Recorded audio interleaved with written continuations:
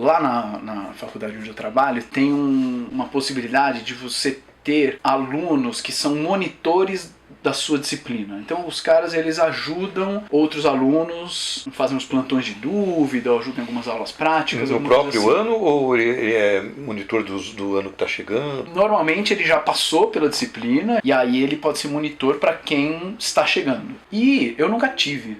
Eu achava que talvez não precisasse e tal. Até que alguém me falou o seguinte, em algum momento, eu me lembro quem foi esse alguém, desculpem alguém, que eu não lembro quem é você.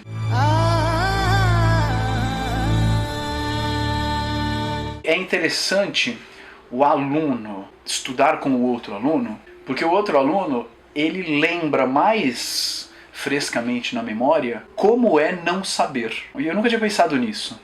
Que legal. Como é não saber, ou como é ter pouca experiência com aquele assunto, né? Uhum. E que talvez ele tenha caminhos que sejam mais pertinentes para quem está chegando agora do que o cara que é super experiente, que já está há anos. Que não tem mais essa memória do percurso lá. Como é que era quando não sabia mesmo. Não sabia nada, né, sobre esse assunto, quando não tinha nenhuma experiência.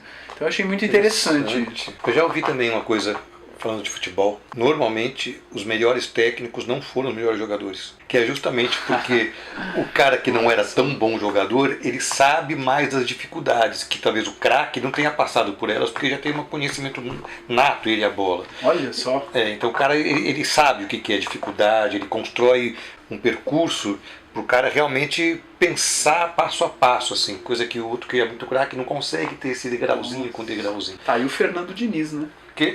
Não é? Não é? Que é aparentemente o cara passa pelos times e o time joga bem, né? O time joga bem. E que não era um cara famoso por ser um gênio da bola, né? Olha só, porque tô pensando, se o Zidane, né? O cara vai explicar pro jogador dele lá e vai dar uma explicação, é óbvio que ele vai entender. Porque eu entendia e fazia melhor, né? Não é? Fico pensando, tudo bem, o Zidane hoje dirige só uns puta craque que estão lá jogando. Tem essa. Mas se ele colocar ele no 15 de Jaú, como que é? Pegar o cara que não tem tanta habilidade, não é tanta gente tão habilidosa. Nunca imaginei que o papo ia para esse lugar. Nunca. Falar de coletivo, estou falando de Zidane. Então.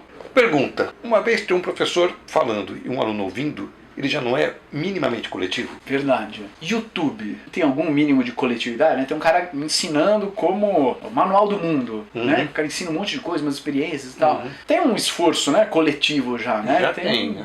Tem dois aí, né? Agora o pessoal que está por trás, né? O cara da câmera, o cabo, para chegar essa energia coletiva aqui, né? A câmera, tudo, o Hector, né? Eu acho que talvez tenha coletivos, não sei, mais frouxos e coletivos mais... coesos. Ou mais envolvidos no coletivo mesmo. A gente vai muito da liderança, não vai? É o professor que entende, e aí a gente pode ir lá depois para a quarta temporada do Ego, que ele entende que ele não é o Deus do saber e que o coletivo saberá mais do que ele sozinho. Ou não, o professor que põe na lousa e vamos lá, gente, é isso aqui, façam assim que vai dar certo. Parte 2.